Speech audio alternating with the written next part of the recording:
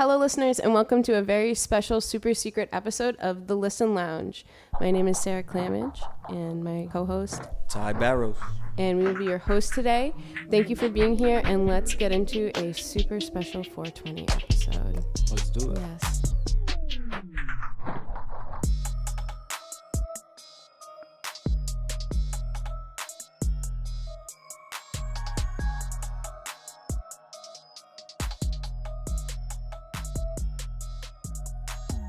So just to talk like a little bit about the prohibition of cannabis, I think especially in this country, like you don't have to look far.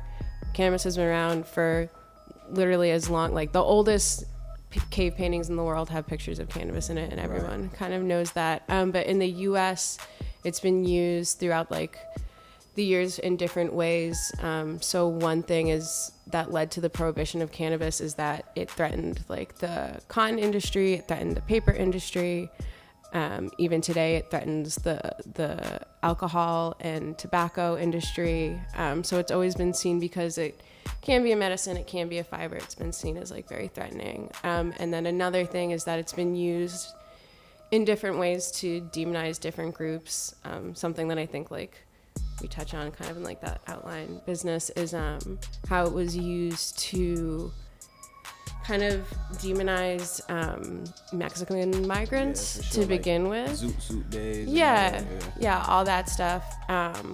Which like obviously there's like it makes people wild and uncontrollable, and people would invoke like it like threatens the virtue of our white women, which is still used today to a great extent. And it's been, you know, cannabis has been used as an excuse to fund the prison industrial complex, essentially, through like low level busts and just all the money that comes out of that. So that's kind of the history of it, at least from my perspective. And just for the record, like, are there people still today, like as we speak, that are like in federal prison for marijuana, like serving lengthy sentences and stuff? Like an uncountable amount of people are still there. And so that's something that I think like looking forward and looking at the industry, we see a lot of like you see a lot of people coming from the pharmaceutical industry to kind of capitalize. And so like the faces of people who are on the top of the industry in Massachusetts are still white. Like it's still predominantly white. And there's people who are working really hard right now to make sure that when things go recreational and it's fully functioning recreational, that people who have like communities that have historically been targeted because of cannabis will have an equal shot at things. And there's things that like, I don't know, do you guys know Boston Tree Party on Reddit? Boston Tree Party on Reddit is like it's a community of like mass cannabis users. And so, but they are very active and they keep up on all the news and all the events and all that stuff. So they have a lot to say about the industry and like, not to name names, but like who is trying to make moves to make sure that only current active medical dispensaries are going to have like the first shot at recreational stuff, and what communities are getting boxed out. And like, if we're going to talk about equal access, if you have to put down like $1 million just to like have a, you know, just to open something basic, then is that really accessible? Right. So the West Coast has had med and rec industries for a long time. Massachusetts, it's still very young. Our recreational hasn't even gone into full effect. It's very, very new, but it is very active and it's very open. And you don't have to have experience. You can go like, if you went on Facebook right now, you could find 20 things happening this week that were, you know, networking events, that were local communities having panels where you can go and talk to them. The FDA right now is looking for people to talk about their experience and like advocate about their experience, which like I'm not gonna go like everyone keeps sending me the link and I'm like, I'm not gonna go personally to the FDA and like say my name is Sarah Clamage and I live at hey, federal government, street, I like weed and I smoke every day. You know, but so there's lots of different things, and it's not like if you go, people are gonna like look at you sideways. It's very welcoming. Boston wise, like if I wanted to, like, where would I look specifically on Facebook, or is there like a page that you could name, like? So like first, like I have no affiliation with other things. Elevate New England is one Facebook page that I would follow. It came out of the Boston chapter of Women Grow, which was a national women's organization for cannabis activists and entrepreneurs. Nice. But they kind of shifted it over to this like new idea that to just like be kind of broaderly inclusive, I think. So they are a great resource. I would start there. They, like I said, they post every single day. There's like a million things to do. There's like, go get CBD truffles like here or whatever. Obviously, a lot of things happen on 420 that are a lot more like education focused. What was the Reddit page that you said? Boston Tree Party. There's like a genuine Boston Tree Party, which is like a group of people in Boston who love trees. Yeah, they're ardent arboretum arborists. Okay. But then there's the Boston Tree Party on Reddit. There's a Boston Tree Party on Reddit, which is like specifically a community about that.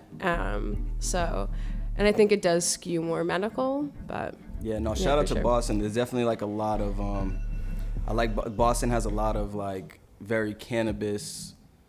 Like we're very, very cannabis friendly, you know what I mean? Like, and like the event, I see a lot of events going on, like a lot of networking things, like you said, like another little like organization that I actually am a little bit involved with is Homegrown Boston. I don't know if you've heard of it, but they do a lot of events, just like anything cannabis related that they can do. And like whenever with the new laws coming out, like obviously with the new laws you can't sell weed or things like that, but you can have like social gatherings where people can openly consume. So they definitely like try to take advantage of that.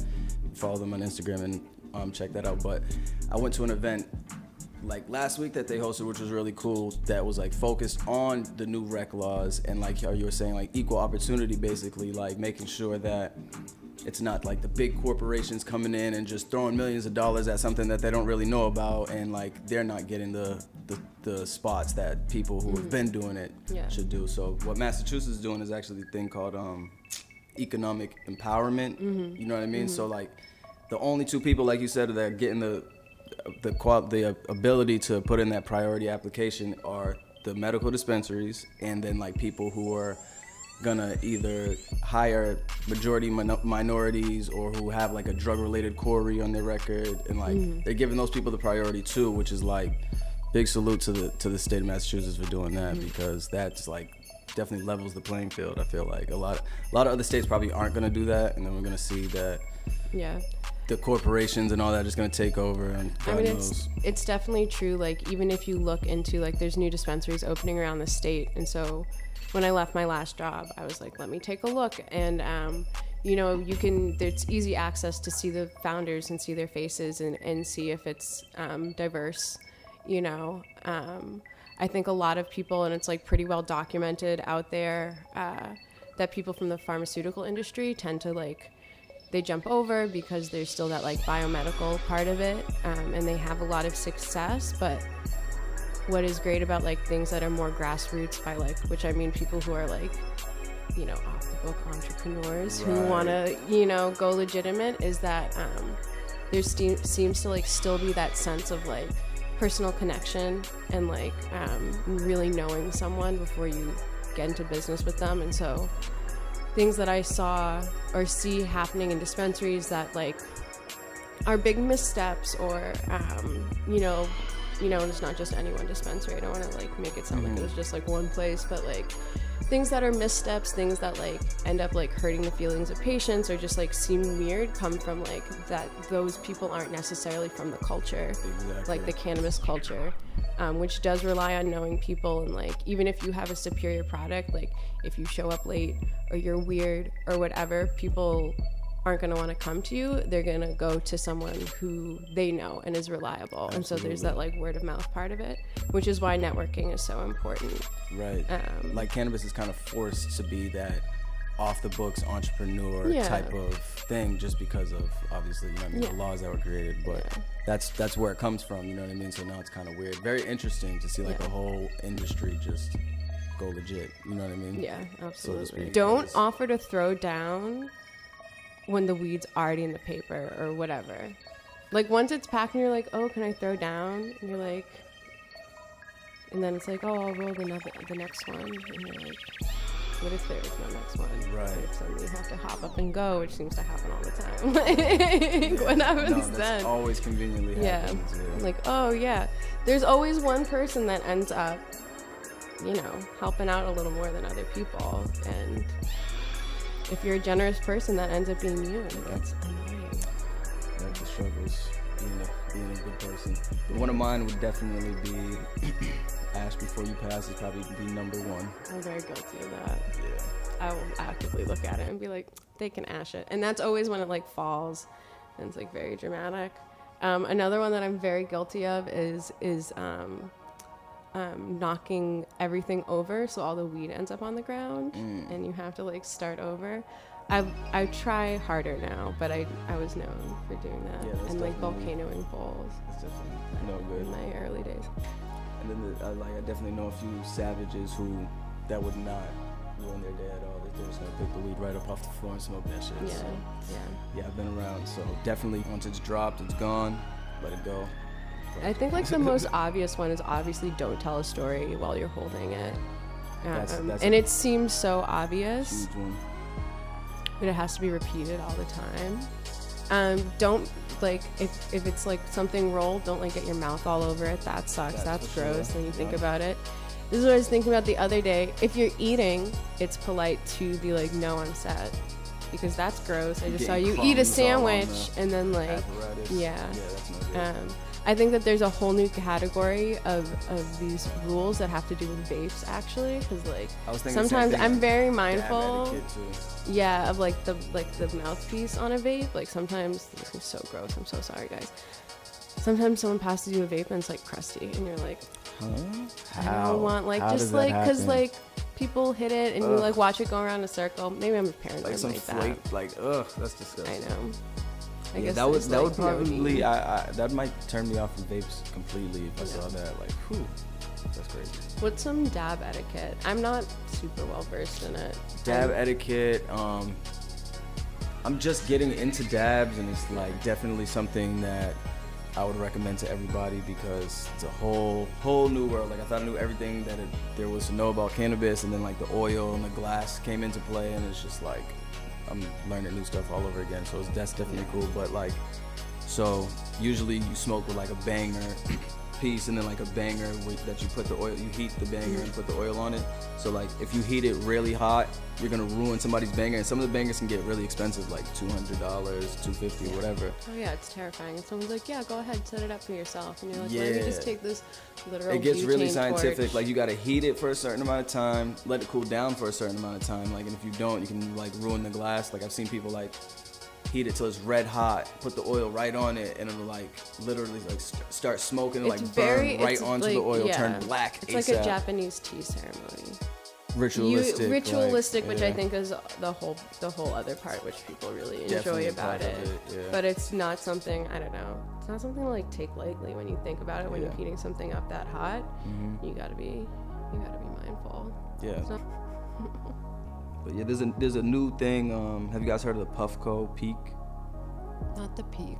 Yeah, I've heard really good things about Puffcos. Yeah, though. Puffco is like they're like revolutionizing the dab game. Apparently, it's very controversial. Like a lot of people who like invested a lot of money in like glass and stuff, kind of like talk down on the product because it kind of makes their like pipes obsolete. You know what I mean? All this money that they've invested in stuff, but it's like just electronic dab rigs basically, and like you just charge it. Oh, like the Dr. Dabber, where it's like a I don't little know. like yeah. What's I the think Dr. it's, Dabber? I think it's the same idea where it's just like basically like an electronic. Yeah, like you just Dab press the rig. button and it heats it to a perfect Yeah. temperature, and then, like the light changes and you just I mean, throw the yeah, dab it's in the there. same, but it's yeah, wireless. like what's better? I mean, if it runs out of batteries, like if one of these runs out of batteries, Yeah, then it you're costs like, $300-$400. you can have like you can have like a whole cartridge that's full, and you can just be Yeah. looking at it and have no way to like. Oh yeah, for sure. No, it It's costs a like Kindle. $300-$400, and like I think like maybe like half of them didn't work. Like half of the first ones that they sent out, people had to Didn't send back work. because they stopped working after like a week or Yeah. whatever. So I know. So here, I know people who have those, but also the people that I know that have them. Maybe it was because I was working at a dispensary, but also it was like people who have like super severe like headaches, like any type of headaches. I don't think Yeah. you have to be like a medical patient to, I mean, like by law, yeah, you do have to be a medical patient, but like to be like, I have wicked bad headaches, I need this for really bad headaches. And you're talking so about the pens, like we were just smoking, right? Like this, the right? the pen, or like you can get different concentrate vapes that are like in between this and like a Dr. Dabber or something like that. But the thing with like the concentrates and dabs is you raise your tolerance and you raise your tolerance. I'm just talking from that perspective, and also like my own perspective, which is that using concentrates, you like, I don't know, it just keeps going and going, and like, right. yeah. So here's my question though, and I'm glad you worked in the dispensary, Yeah. because like, so Dr. Dabber, right? Do you use like oil, or you know what I mean, like from an outside source, or do you use like one of the cartridges? That's like that would be, you would use oil or wax or Like shatter, shatter or rosin, or something. whatever you would have, versus like something like a pre-filled cartridge, which has to go on a battery. And the pre-filled and you can- cartridges are all distillate, right? Is that? It depends. You should, if you're gonna go to a dispensary, if like you're able to get them like through other avenues, you should always ask if the person knows what's in it, because there are distillate ones, and then And those are, I've heard like questionable they're things. They're stronger. The thing that people are really like getting more nervous about, because there isn't a ton of oversight, and because it's not legal federally, so the FDA isn't like super looking at stuff, is ones with propylene glycol in them, or Yeah. PG. So there's like, I think what the big issue is, like there's a lot like pro and con on it. I think the big issue is that like people haven't been using vaporizers that use that technology long enough for them to know. It's like they don't know what 10 years of using a PG vape does to your lungs, because no one's been using them for 10 years. That's you know? scary. That's a scary thing. I'm Yeah. glad that you said that, because that's kind of where I was trying to lead Yeah. the conversation. Like the vape carts are kind of like, I see a lot of people smoking them, but just perfect. You, I couldn't have said it Yeah. any better myself. Like we don't know what's going on with it. You know Yeah. what I mean? Like we don't know how, there's probably 1,000 different Yeah. companies doing it. We don't know their thing. Like I was reading something the other day, like somebody tested someone's cart, and like there was traces of acetone found Yeah. in it. And it's We just like, don't know. And like that's not to say that I think that in the last couple of years the like non-dispensary industry hasn't really stepped up its game, and there's a lot more available to people, and there are cartridges. I think on the West Coast they hate cartridges because they leak all the time because it's hot. This is just like Yeah. from my understanding, like what Like I've been actual told user- anecdotally. Yeah, yeah. they leak all the time, so they're a pain in the ass, so no one likes them. But people love it here because it's cold. Like okay. most of the time, and so Right. you know it's not a Right. problem that they leak. That's but interesting. yeah, I don't know. You just never know, and it's always like something that you like, a risk you undertake. And if you have been using cannabis for a long time, it's like Yeah. a risk you've always taken, but you never fully thought about. And I think that like recently there's been like some scarier stories about what's out there. There was maybe like a year and a half ago on the South Shore, there was a bunch of fentanyl laced weed that people Yeah, I smoked, read and people that. got really I sick. saw that article. That's crazy. Yeah. So, and it goes back to that like personal trust thing, but Yeah. at the end of the day, you just like don't really know. Yeah, I think the best Yeah. way to, like, well, me personally, I think like better safe than sorry. When it comes to concentrates, just like I've just been sticking to solventless. I think that's like, the best, better way to go. Yeah. Like, And the best thing to do is honestly educate yourself so that like at least you know what you're doing. I think that's like, that would be like my overarching piece of advice for like today in general, is that like just like do your research on things. All that information's out there now, to like at least know what you're going to be using. yeah, I for guess. sure. Yeah. And hopefully it'll go federally legal, and we can really get to know it. You know what I mean? Because they can't Yeah. even do real tests yet.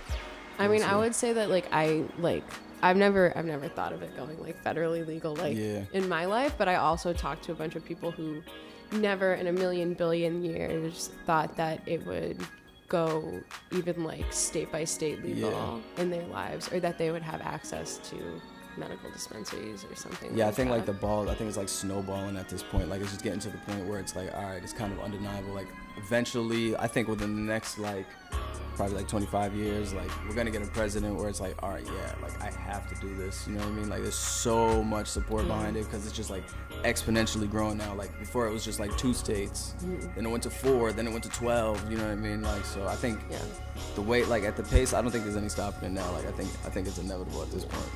I think the more people embrace it and the more like they're open about it, like the people that I saw coming in were people who were middle-aged, people who were like mostly like white people, who were like coming back to it or whatever. And so as bad as that sounds, like that's the reality, is that the more people who are like that or who like have positions where people are looking at them, what am I trying to say here? You know what I mean? Yeah, like the more people are open about it. Yeah. And they say, I use this for this, or you know, sometimes sometimes I can't sleep and I have this instead of taking Ambien or whatever. I think that more and more people that are like actually like respect, you know what I mean? Like people will look at them and like, oh, this person uses cannabis, like. And that's what I've seen, like just from like personal experience. That's how like people change, people's minds being changed one person at a time. Essentially, like I didn't believe in cannabis until my mom used it, or I didn't believe in cannabis until like my little niece has seizures and she was using it, and I saw how much it helped. I think in this state a huge part is the opioid crisis. Oh yeah, for sure. I feel like that's gonna be, if it does happen, that's like gonna be definitely for, like one of the top reasons why, like one of the reasons behind it. Like you can get support from pretty much anyone. People don't want to take opioids anymore, right. and I had a lot of people that I spoke to who refused them. They didn't even like, hadn't even taken them in the past, but they were so worried about, you know, gaining a dependency on them or someone in their life, like, you know, just like really heartbreaking stories that I heard from those people. Things are no good. Like stay away from those at all costs. And like I'm glad that it's more and more out there, so that people are just like,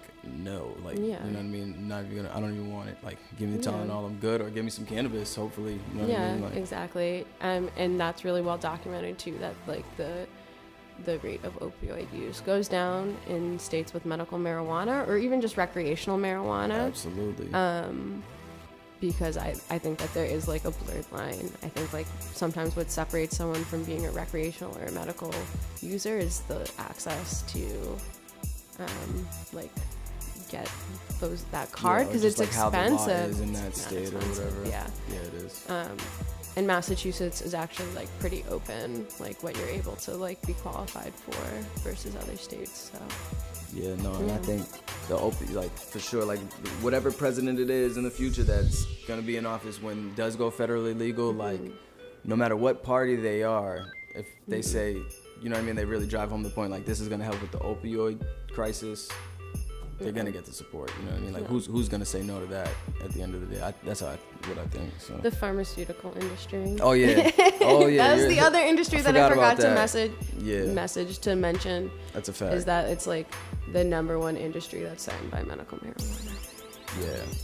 So that's probably like they don't want it, but they do want to develop it. Like there's Marinol and Sativex, which are 2 like THC specific drugs that have been created like by the synthetics. Yeah.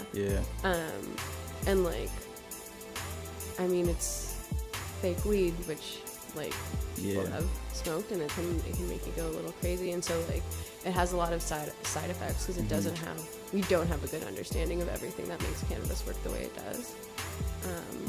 So trying to like make a pill out of it and just like isolate this one thing. People get super like hung up on like THC and CBD, but it's like those way are more just complex. 2. Yeah, that's 2 out of like 100. Name of the company, but it's the company that like created OxyContin, and they just got approved to start creating a synthetic THC.